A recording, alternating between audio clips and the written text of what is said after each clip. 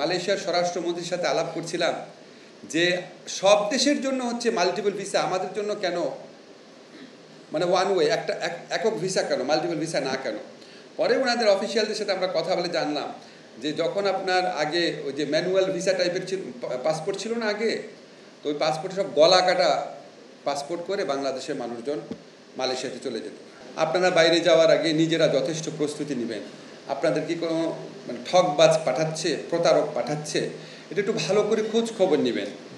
এত মানে হয়ে যায় না, একদম এত ডেসপারেট হয়ে যায় না যে কোনো খোঁজ খবর নিলে না বিদেশে পা দেওয়া মাত্র একটা বেহেশত পাবেন না, মোটেও না, প্রশ্নই আসে না।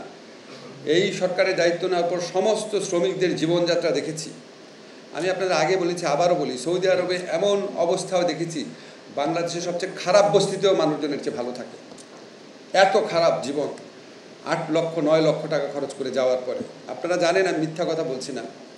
কাজে ভালো মতো খোঁজ খবর নিয়ে যান, এত ডেসপারেট হয়ে যায় না। আপনার যদি 10 লক্ষ টাকা থাকে বিদেশে যাওয়ার মতো, 10 লক্ষ টাকা দিয়ে বহু বিজনেস বাংলাদেশে করা যায়। আমার ড্রাইভার এই 7-8 বছর যাওয়া আমার ড্রাইভার, সে বলছে সে আর চাকরি করবে না, বিয়ে করেছে বলে চাকরি করবে না। আমি কেন? বলে বিজনেস করব। আপনার তোমার কত টাকা আছে বিজনেস করবা? বলে আমার 15,000 টাকা আছে। মানে 15,000 টাকা বিজনেস হবে? বলে অবশ্যই হবে স্যার, আমি খালি ঠেলে নেওয়ার একটা জিনিস বানাবো, বাসার মধ্যে খাবার বানাবো। আমার কত টাকা লাভ হবে?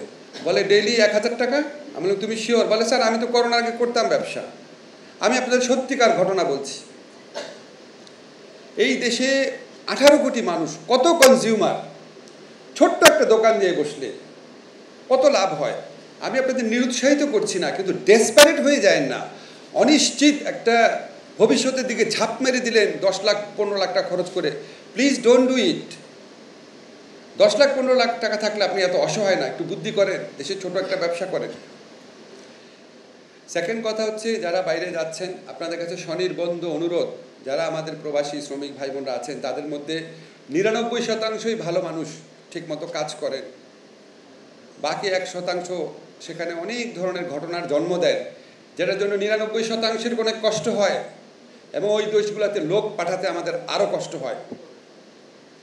আমি আর লুৎফে ভাই যখন মালয়েশিয়ার স্বরাষ্ট্রমন্ত্রীর সাথে আলাপ করছিলাম যে সব দেশের জন্য হচ্ছে মাল্টিপল ভিসা, আমাদের জন্য কেন মানে ওয়ান ওয়ে একটা একক ভিসা কেন, মাল্টিপল ভিসা না কেন। পরে ওনাদের অফিসিয়ালদের সাথে আমরা কথা বলে জানলাম যে যখন আপনার আগে ওই যে ম্যানুয়াল ভিসা টাইপের পাসপোর্ট ছিল না আগে, তো ওই পাসপোর্টে সব গলা কাটা পাসপোর্ট করে বাংলাদেশের মানুষজন মালয়েশিয়াতে চলে যেত। এটা এত বেশি ছিল, অন্য কোনো দেশকে এটা করে নাই। সব দেশকে শ্রমিকরা পেত মাল্টিপল ভিসা, আর আমাদের দিচ্ছে না মাল্টিপল না, একবার ঢুকতে পারবা, বেরো আসটা ঢুকতে পারবা না। কেন? আমাদের এটাকে সবচেয়ে বেশি লোক গলা কাটা পাসপোর্ট নিয়ে গিয়ে চলে গেছে ওখানে। তাহলে আমরা কি করব এখানে বলেন? এটাকে আমাদের দোষ? একটা যে সরকারে আসুক, সরকার কি সরকারের লোক কি গলা কাটা পাসপোর্ট করে যায়? আমাদের তো গলা কাটা পাসপোর্ট লাগে না। আপনারা সাবধান থাকবেন। আবার বলি, 99% মানুষ কমপক্ষে ভালো মানুষ, সৎভাবে কাজ করেন, পরিশ্রম করেন, দেশের জন্য গৌরব বয়ে নিয়ে আসেন। বাকি 1% মানুষ সেখানে গিয়ে এমন সব কাজ করে যেটা সবার জন্য, দেশের ভাগ্য, 99% মানুষের ভাগ্য, আমাদের ইমেজ, সব কিছু ক্ষুণ্ণ হয়। ভিসা পেতে সমস্যা হয়।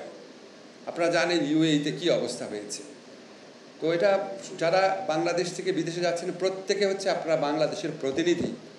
আপনি যা করবেন সেইটার মালকেই বাংলাদেশ সম্পর্কে তাদের ধারণা তৈরি হবে।